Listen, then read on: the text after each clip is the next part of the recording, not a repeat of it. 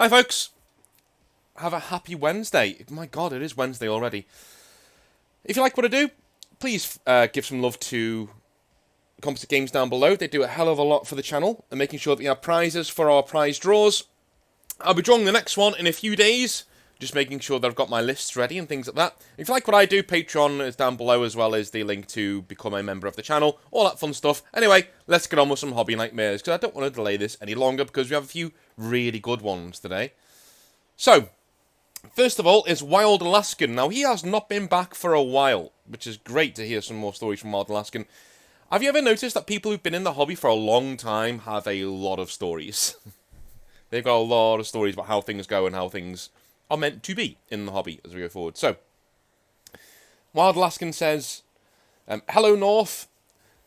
I've sent in a few hobby nightmares now, and I think it's only fair that I tell you about the time that I was the nightmare, or at least a very bad dream. Ever since I started playing Warhammer, at the beginning of 40k 6th edition, I was the kind of guy who would visibly get upset when things didn't go the way I'd planned. I never threw a tantrum, as the subject of some of your other stories have, but I'd often continue the game with a storm cloud over my head, which would bring my opponent down in his mood as well. I tended to blame bad plays and game losses on overpowered units, or Games Workshop's poor rules writing skills, or bad dice rolls. Fun side note, a lot of my dice rolls were particularly unfortunate, a trait that was extended to subsequent owners of different friendly local game stores, leading to a local group to come up with the legend of the game store owner's bad dice rolls. But I digress. Yeah, I mean, I'll be honest with you, dude, like, I've been there as well, when you have certain games. It normally catches me on a bad day. It always seems to happen that I will be playing 40k or something like that, and I'll be having a really bad day, or one I'll be distracted from my problems elsewhere, and that'll be the day where the dice turn against me, and I get everything going wrong. It's really hard to keep your composure when things like that start happening, because you're thinking it's even invading my hobby space, you know? But you've got to remember the world isn't out to get you. It is, and it's difficult to remember when things are going against you so often. But anyway. This mildly bad behaviour went on for years. I'm sorry to say, one day, years after my store had closed, I was playing Age of Sigmar in the new friendly local game store with a friend. As per usual, the game had gone very much not in my favour, and I was being a bit of a twat about it. As I sat, skulking after the game was over, I happened to notice that the newest player in our community was sitting at a table by himself, painting and watching games. I didn't know what came over me, but something clicked in my head. He was collecting Grey Knights. What a guy. And my Age of Sigmar army was Maggotkin of Nurgle. I opened up Battlescribe and did some quick list building and realised I could make a 1,000 point list of Nurgle demons for Warhammer 40,000. At the time, Nurgle demons had the ability to heal multi-wound models or add single wound models to a unit if you rolled a 1 on a morale check. This sounded like a hilarious thing to do in a game. I felt would be terrible. Would be a terrible one-sided. It would be terribly one-sided against me unless I did this. After all, Grey Knights are specifically bred to hunt demons. Here's what you don't get, right? Here's what you don't understand. Lore Grey Knights and Rule Grey Knights are two completely different things.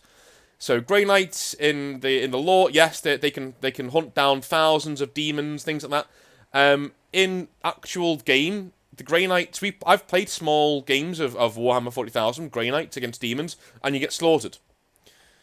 You have one or two rules that are specifically for combating demons, okay, yes. But if the other person has rules that completely outstrip yours, on a baseline level, well, off you go. See ya. You know, that's the end of you. So, yeah, a lot of people make that distinction about Grey Knights. They seem to think that because the lore says they're amazing, that they're the most amazing army that's in the game. They should be one of three, yes, but they're not. They're actually a middling army at best. And so, says Wild Alaskan, without a codex and having ever played Chaos in 40k before, I made up my mind to challenge the new guy to his first game, and to dedicate myself to making it absolutely fun for him. Oh, good on you. Okay, good. I thought this was going to a dark place. We played our game, and we both laughed hysterically throughout. It wasn't the bloodbath I'd expected. No, told you. And actually turned out to be a close game. He did win, but I didn't feel the least bit bad about having lost. That game reminded me that 40k is, well, a game. There has to be a winner and a loser, and the point of the game is to have fun, something I'd forgotten to do over the years.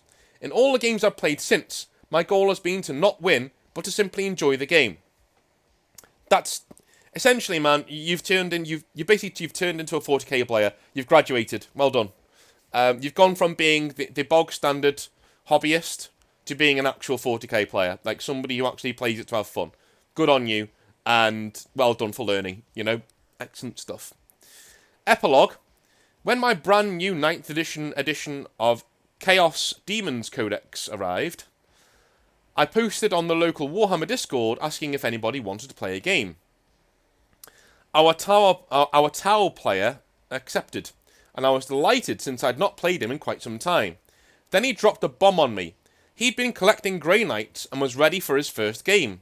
I sort of expected that I'd have a huge advantage over him since Grey Knights ignore demons and vulnerable saves.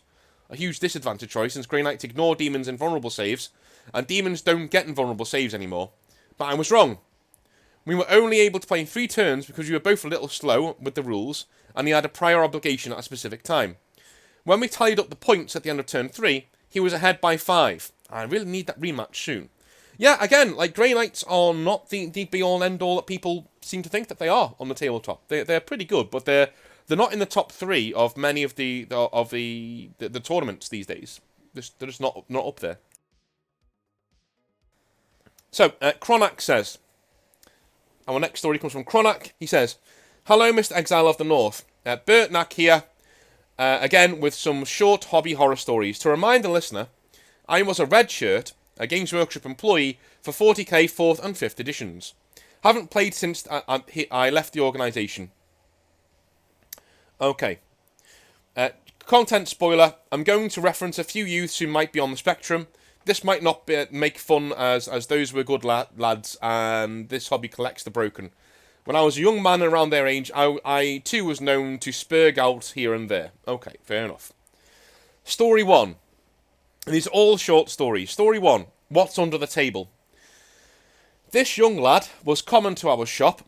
2 or more times a week, they'd be there having a good old time playing and conversing with others. The young lad was on what would later be known as the spectrum, as the common folk could tell some social cues were a bit off. These stories, right? They're not written badly. They're just there's a misspelling here and there that just when you're reading it, just throws me off. So I apologise as I'm reading if that happens. I can't stress this enough. He's a good lad, and if anyone came into mess with him on my watch, then they were gone instantly. The local group was also very open to others, exemplary hobbyists, proud to know them, most of them. Anyhow, this kid William was playing a very exciting game of 40k, and by chance his Space Marines were winning. The young lad was into his game that nothing could distract him. Absolutely nothing. Not even the groan of his lower intestines or the brownies creeping down his leg. Oh, don't you warn me, man. Oh, it's always the one I haven't read. It's always the one I haven't read before I start that gets me.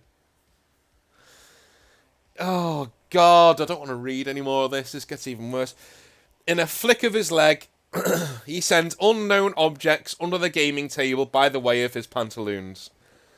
Only after another red shirt caught on did William realise what he did. In his embarrassment, he fled into the public restroom, poor lad. I'll never forget the look on the lady janitor's face as we explain there are 2 biscuits under the table that need quarantine. Oh, fuck off, dude. Anyhow, we worked it out with William's mum that a month away from the store would be good, and we policed the hobbyists to not make a big deal out of it. Thank God smartphones were several years out from this incident. Oh, dear me. Oh, no. The other story that I want to read from this lot, because I've read some of the others, is a story called Bipolar. This story is early 2007-ish, and Adult Swim has a major effect on my humour at this time. This common fantasy player, Trent has been a long-time player in our store, and given their faults, was generally well received by the store. This event begins with Trent getting my attention whilst I'm at the register on a busy Saturday. He smiles and says, "I have something for you." Okay. Dude, if this is a piece of poo, I'm going to just... I reach out my hand to have chewing gum placed on it. Oh. Trent smiles as if he's got me good. Here's where my mistake begins.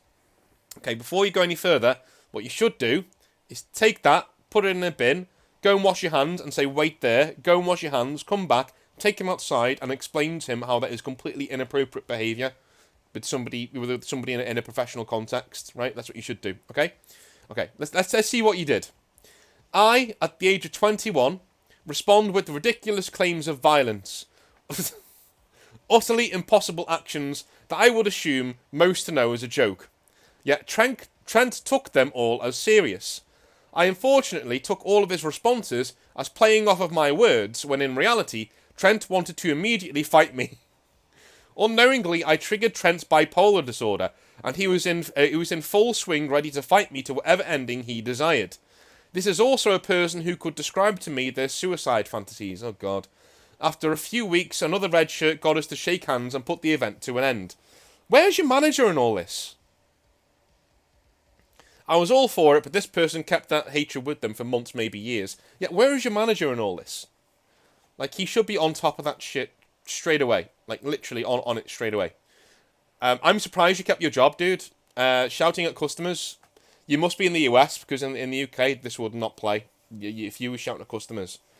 Even if they did something like that to you, that would be not good. You may be facing the axe, to put it lightly. Steve L says, North. Oh, I always think I'm in trouble when someone just says it like that. North, I have a short quandary and hobby nightmare. I have been into 40k as a hobby from when I was a young lad here in the US. My dad was in the Royal Marines, a Brit, and came over to the US to train, where he met my mum and settled down. So you may be fooled by some of my British isms. So, my first army has and always will be Black Templars. I love everything about them. I call them Dark Angels with balls.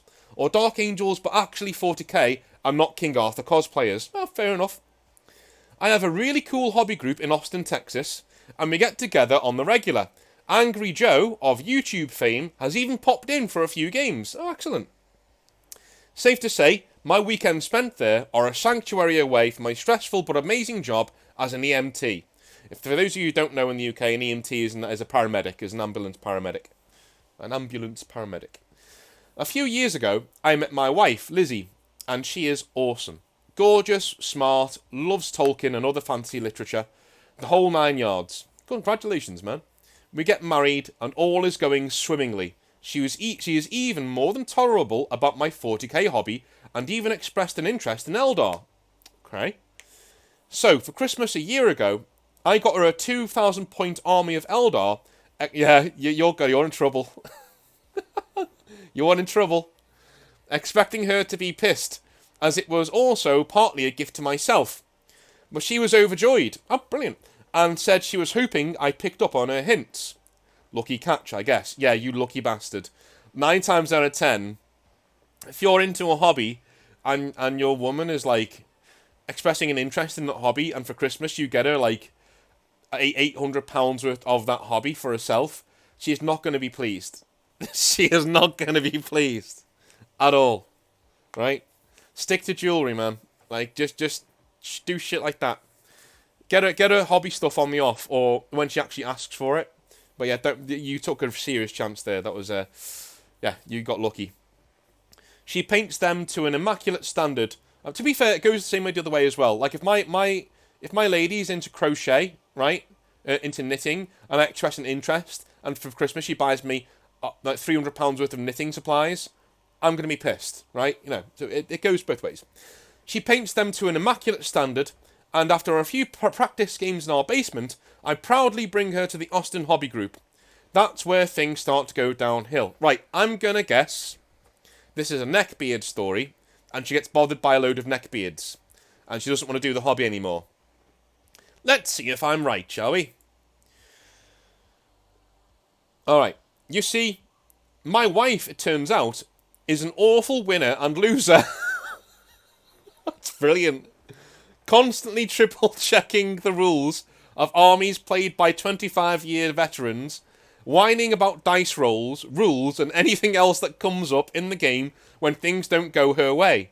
She leans over the table and heckles whenever she is doing well, and even interferes in others' games.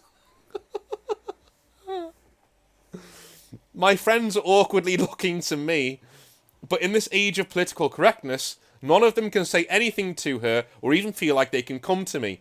Oh my god, this reminds me of a Bill Burr joke about he saw a video of John Lennon, the Beatle John Lennon, playing with his idol Chuck Berry, like on guitar in America. He's finally going to get to play with his idol, and Yoko Ono standing on the stage with them, and within 5 seconds of them playing a song, she starts screaming down the microphone, like like a hippie, just like down the microphone. Go and look for it on YouTube. It's actually on YouTube, right? And you can see John Lennon's ignoring her, but Chuck Berry is looking at John Lennon like, John, get your fucking woman under control. I'm gonna wrap this guitar around her head. Get that woman under control. And I bet you it's exactly. Listen, Steve.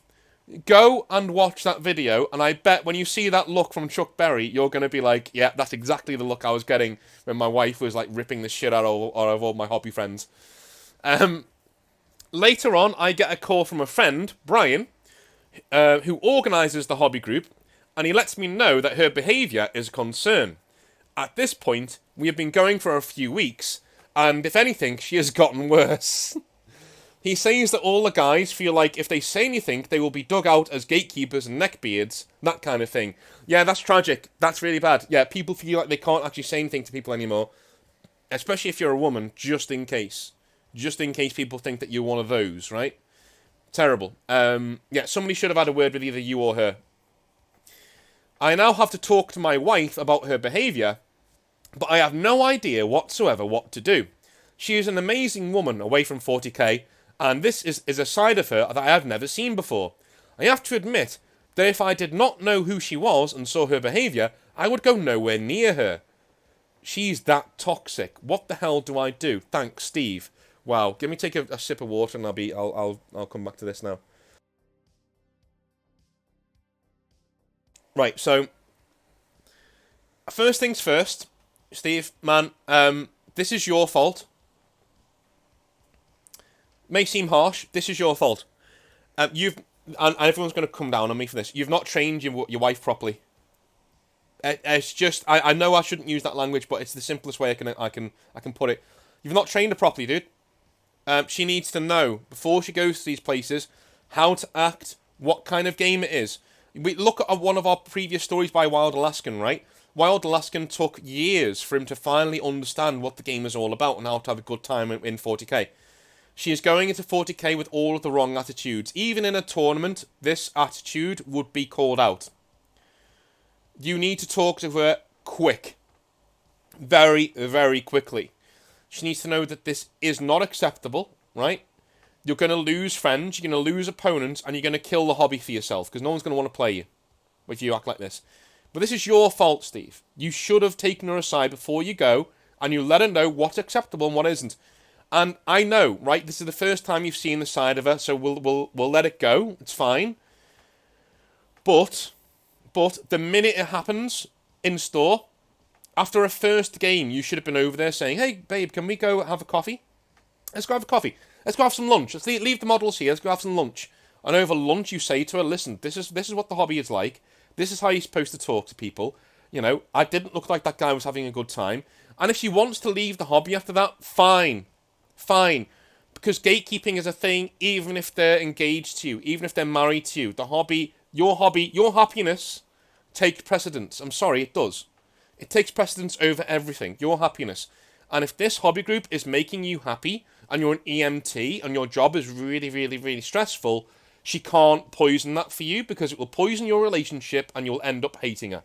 So, best thing to do, pull her aside, or even before you go next time, sit down and say, listen, some concerns I've been having watching you at the hobby group.